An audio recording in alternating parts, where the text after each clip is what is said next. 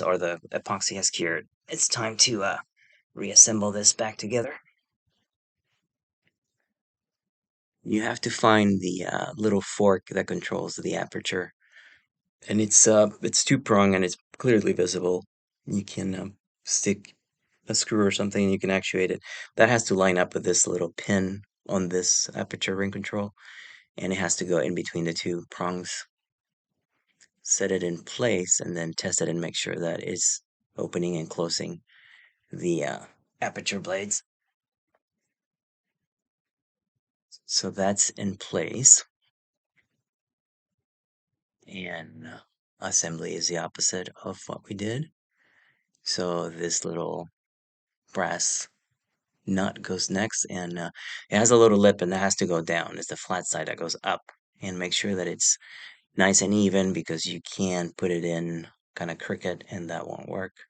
And that actually happened, and I had to back it up and then try again to make sure that it's flat so you can tighten it. And it doesn't have to be super tight because you might damage it, but it does have to sit properly and pretty flush with that brass retainer there.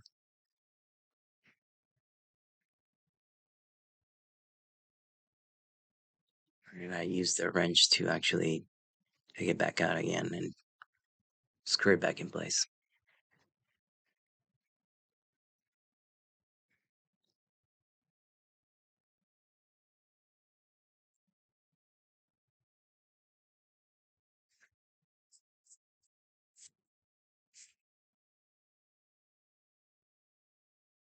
Right.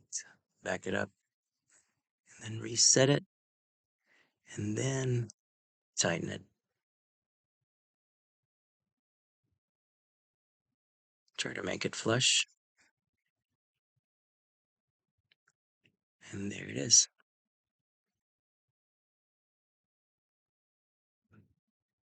Test the mechanism, make sure it's still there, that it didn't fall out of place.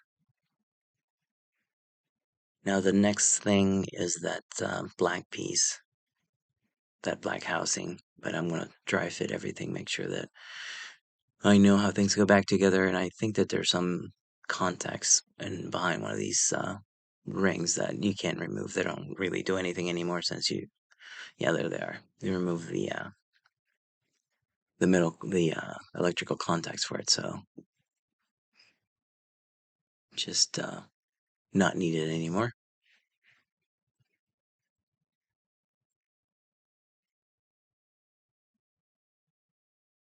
And I believe that the screws are flathead.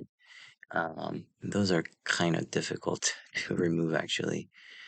They're the they're pretty narrow, so you have to have a very, very sharp flathead. So I had to try to find that worked to get those off.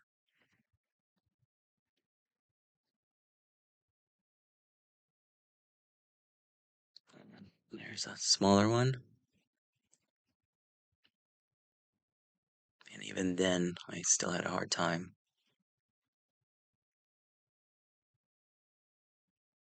It kept popping out for some reason. So I'll try another one. This is the smallest one I got.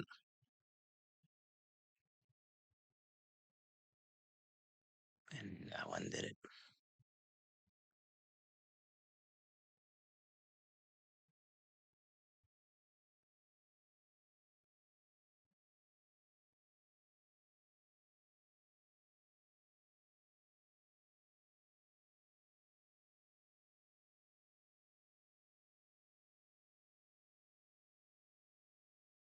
All right.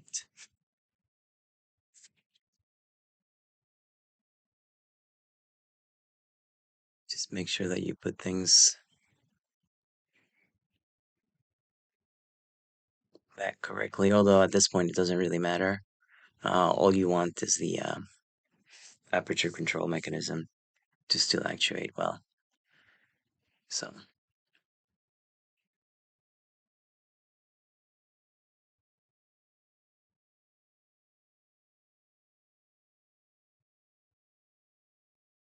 Everything's looking good. Nothing's catching. All right. All right, home stretch. I'll sped this part up. It's just a reassembly, so make sure to find the right screws for the housing for the black part. Some of them are a little longer, um, and what you're looking for is the right thread, or you can set them apart in the beginning, but you can't really mess these up. Some they won't fit. So, um, 3 screws will go back in play.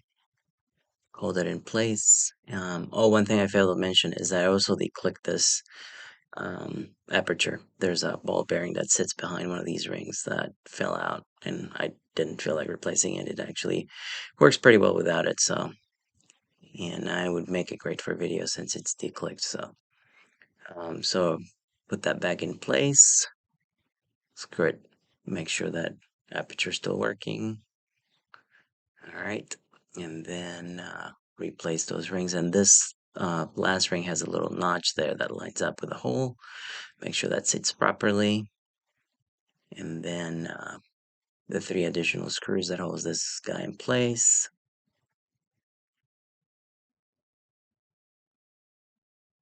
And you can make sure that the letters are pointing in the right direction and also lining up with the numbers as well. Once you have that in place, you can screw the lens housing, tighten it down with a wrench, replace the last retainer ring, and you're essentially done at that point. After this video, I'll work on the one making the mount, which is a little bit trickier since I didn't have the kit, so I actually had to fashion something out of the plate that came with the camera. So, and I had to use a cutting wheel to shape it, and it's a bit involved. So, make sure that it's free of dust and any debris. Clean it if you need to, and then just screw it back in place. Get it finger tight, and then sit it properly with the wrench. Doesn't have to be super tight, just in case you need to take it apart again. Don't make it difficult on yourself. That's that. And make sure everything works. Last bit here, and oh yeah, clean that out. There's a bit of dust there. Just a little bit of, tiny bit of oil on a little rag. Blow it out.